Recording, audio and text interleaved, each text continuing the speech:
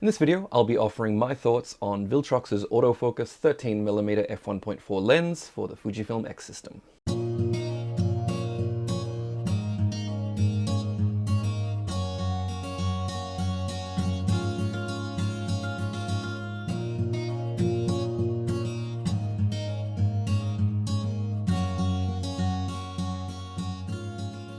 Hi everyone, and welcome back to my channel. Now, it has been a while since I've had a moment to make a video, as our busy season kicked in, and it really kicked in hard following Korea's relaxing of its entry requirements. So everybody has just started wanting to do things again, and I simply haven't had a moment to work on this channel. So I'll go into a little bit more detail about that in my upcoming X-T5 review, which is going to happen. But in today's video, I want to talk about this absolute gem of a lens from Viltrox. Now, over the years, Viltrox have sort of built themselves a bit of a cult following with their cheaper offerings of lenses that already existed in one form or another in Fujifilm's X lineup. Now, personally, I've never really had an interest in those lenses because they were just sort of cheaper versions of lenses that I already owned and trusted. And, you know, as a working photographer, I always look to Fujifilm's lenses because they're designed and tested basically to work perfectly with the X system, and I know that they have good image quality and I can trust them to do exactly what I need them to do when I need them to do it. But the release of this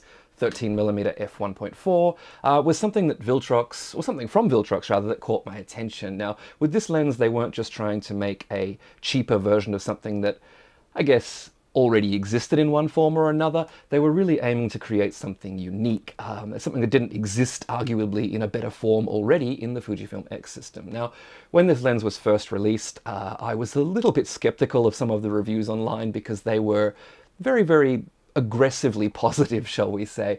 But I did see a few different samples that, I guess, piqued my interest a little bit and said, well, maybe there is something in this lens. And so I decided to invest my own money in purchasing a copy of this lens to see what all the fuss was about. And that is basically to say that Viltrox did not send me this lens. They do not have anything to do with this review except for obviously manufacturing the lens. And I've been using it for about 4, maybe 5 months now, and I want to give you my thoughts both personally and professionally on how this lens has performed and sort of where it sits in my kit.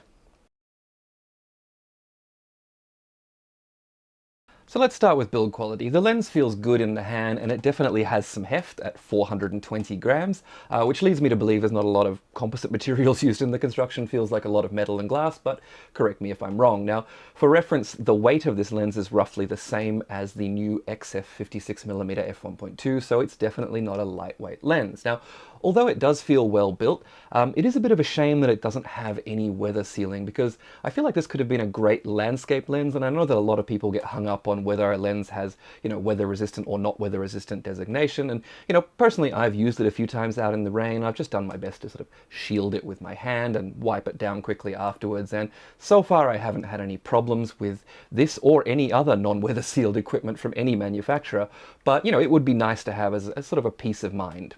The one place where a weather seal might be nice would actually be on the rear of this lens. Now, Viltrox has decided to put their regular firmware update port inside the mount of the lens, and I almost sort of feel like without a weather seal around here, it's just sort of inviting a drop of water to get between the lens and the mount and perhaps damage the electronics of this or the camera in some way. So a rubber gasket, at least here, would be, you know, a really good addition to this lens. Now, the other thing with that firmware port is that it feels like it might catch on the mount one day. Now, I'm assuming that Viltrox has sort of, you know, done their due diligence and engineered this mount so that it won't scratch your camera mount, or engineered this port rather so that it won't scratch your camera mount.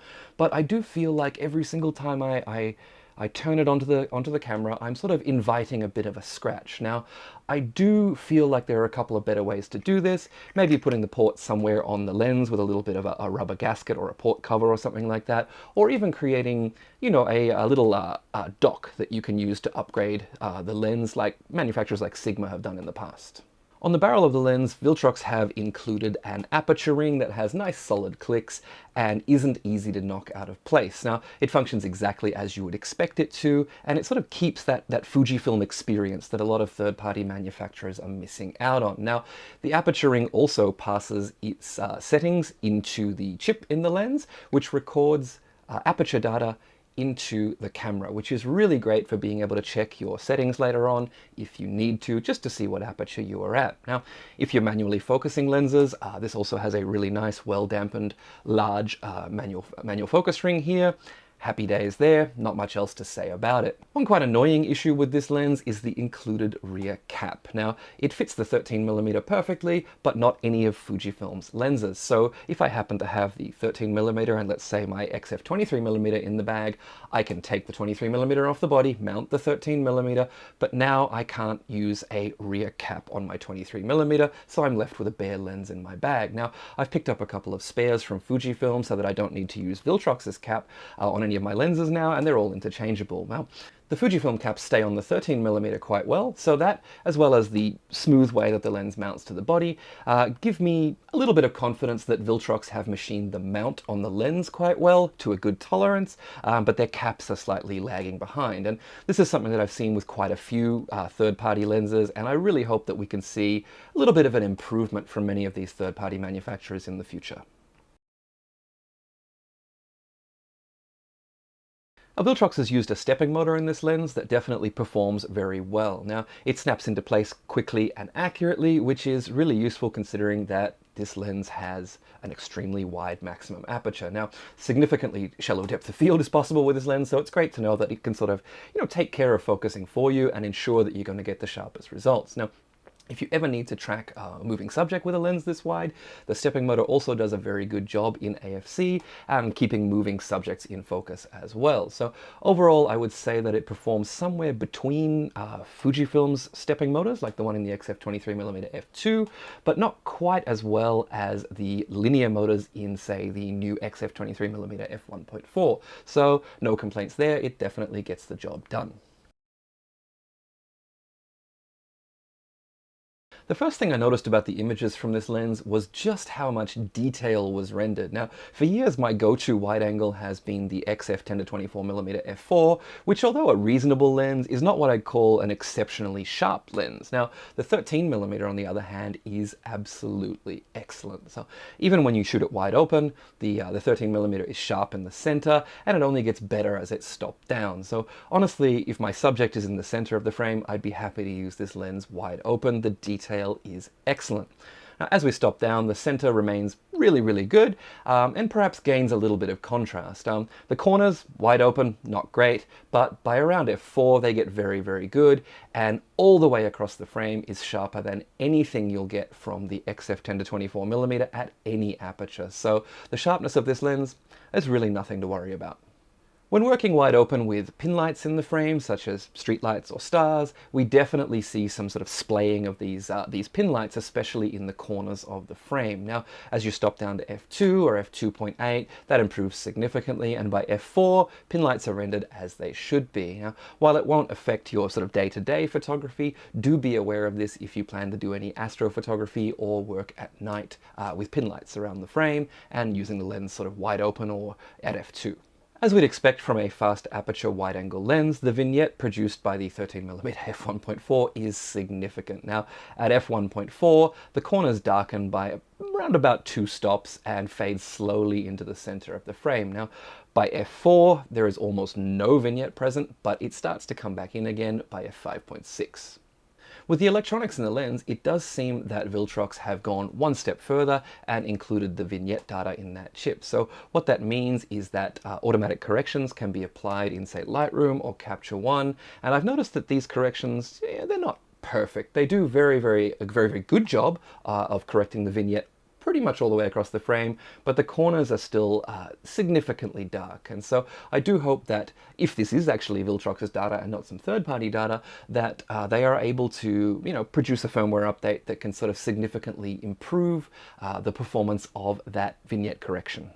Now, I've worked with this lens quite a bit in some very harshly backlit situations, and I haven't noticed any significant amount of chromatic aberration in my day-to-day use. Now, when I did do a couple of stress tests around backlit branches, I did notice a little bit of that sort of magenta or red and green fringing around the autofocus areas, but, nothing that's too significant and doesn't go away by f2.8. Now, this lens is definitely not on the level of something like Laowa's Apo lenses, but it is definitely very, very well controlled for a fast aperture wide prime.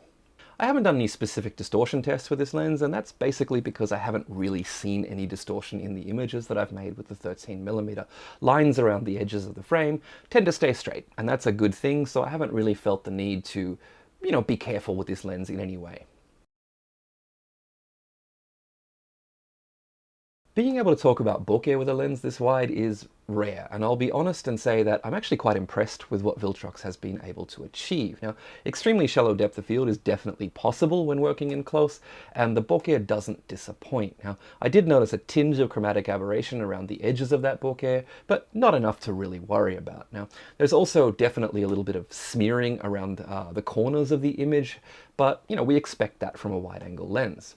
The lens does have 9 aperture blades, and that helps to keep things reasonably pleasant even when stopping down. So this image was stopped down to f5.6 in order to get detail throughout the flowers, and the background is still fairly pleasant to my eye, so well done on this one, Viltrox. I put flare and ghosting under the creative side of image quality because I often find that with third-party lenses especially, we get some sort of interesting effects, and unfortunately the 13mm is not one of those lenses. Now, flare and ghosting are definitely present with this lens, but all they really do is degrade the image without being particularly interesting in any way. And so with the sun just outside the frame, I've seen some pretty huge ghosts across the image that I really had to just shield the lens with my hand so that I wouldn't have those in the frame. The same applies to flare, as you can see with this bright light bulb at the top of the frame. We do lose quite a bit of contrast all the way across the image, but if I shade the lens with my hand, that contrast returns immediately. The good news is that with both of these, when they do occur, they're pretty easy to spot, and so you can basically just be ready with your hand to shield the lens when it's really needed. And this is one area where the XF10 to 24mm was a long way ahead. That lens has excellent coatings and really good performance no matter where lights are around the frame. Now, the 13mm on the other hand does need a little bit more care. The 13mm does produce sunstars starting around f4, but they're not the most amazing ones that I've seen, and I really don't go looking for them with this lens. This is a lens that's definitely on the very, very wide end of the spectrum for a prime. Now, I initially wasn't sure that I was going to enjoy using it because, I typically prefer a zoom once I get wider than about 16mm on APS-C, because I often find myself wanting to go just that little bit wider or just that little bit tighter. And so I initially opted for Fujifilm's XF10 to 24mm f4. Well, that's a great lens for its versatility. It's not the best optical performer, and the aperture of f4 tended to limit its uses at times for me. And so a month into owning the 13mm f1.4, I actually sold my 10 to 24mm as I was getting everything I needed from the 13mm. Now, this focal length is sort of a good sweet spot for the type of work that I do, and I really haven't missed the XF10 to 24mm since I sold it. Now, when it comes to my client work, the primary use that I have for a very wide-angle lens is at corporate events. Quite often I need to get a wide-angle shot of the room or of a speaker talking to a crowd, and it's great to have a wide-angle lens for this so that you can really take in the space and show off where the event is held. Before getting the 13mm, I always used the XF10 to 24mm f4 for this type of shot, but its slow aperture meant that I'd usually either be relying on stabilization or ramping up my ISO quite high, and even though the lens opens up to f4, it doesn't really produce good corners until about f8. So I'd often find myself stopping down, bracing against a wall, and shooting at either half a second or even more sometimes, just to stop myself from having to raise the ISO up to 6400. The 13mm on the other hand is actually quite good even wide open, but stopped down to f2.8 or f4, it produces really, really great results, and that means that, coupled with the IBIS in my X-T5, I can easily shoot the same shots as before, but at much lower ISO values or much faster shutter speeds, and so overall I can deliver a better product to my client, whether they notice it or not. One thing I never intended to use this for was couple sessions, but I've actually found it to be a really great option when I don't mind a little bit of that sort of perspective distortion in my images. Now, 13mm is a very wide focal length for a portrait, so you've really got to be careful of sort of what type of images you use it for. But, in a scene like this one, where a little distortion doesn't really matter too much, the 13mm allowed for a bit more of a dramatic composition that I may not otherwise have looked for. When it comes to my personal work, I found the 13mm to be a really fun walk-around lens. Now, the combination of that, really wide field of view as well as the wide aperture means that I can get some quite unique images where, in the past I might have used my 18mm or 23mm lens. Now, I've got plenty of images coming up from my personal work in the slideshow at the end of the video, so do stick around for that. While I applaud Viltrox for including a USB-C port and committing to improving their lenses through firmware updates, the process of actually making that happen feels a little bit like an engineering student's project at university. Now, from the difficulty of locating the correct firmware to being able to just sort of copy it across to the lens, it feels very rudimentary, and honestly, it makes Godox's sort of convoluted system of different apps and firmware updates feel like a breath of fresh air in comparison. So, Viltrox, I would love to see an app that could connect to the lenses. Now, this is a PC app, so we still need a cable, not a phone app. To update that firmware, find the correct firmware on your website, download it when the lens is connected, and just copy it across to the lens. That really wouldn't be that difficult to implement, and it would make it feel a little bit like what you're going for with your new Pro moniker, which we'll talk a little bit about with the 75mm in an upcoming review. But honestly, the firmware update process needs to be a little bit more streamlined. Honestly, I'm very, very surprised at how much I enjoyed working with such a wide-angle prime, and I'm also very, very surprised at the results that have come from it. Now, the biggest surprises for me were actually in the image quality and the autofocus. Now, Viltrox has done an absolutely standout job of creating a fast aperture wide-angle lens where one really didn't exist before. But as for things that I'd like to see improved, well, those would be weather sealing and the quality of the rear cap. Now, these are two quite minor things in the overall package, but I do really hope that Viltrox can find a way to either relocate or weather seal that update port, because it's a real worry for me. Otherwise, would I recommend the lens? Absolutely.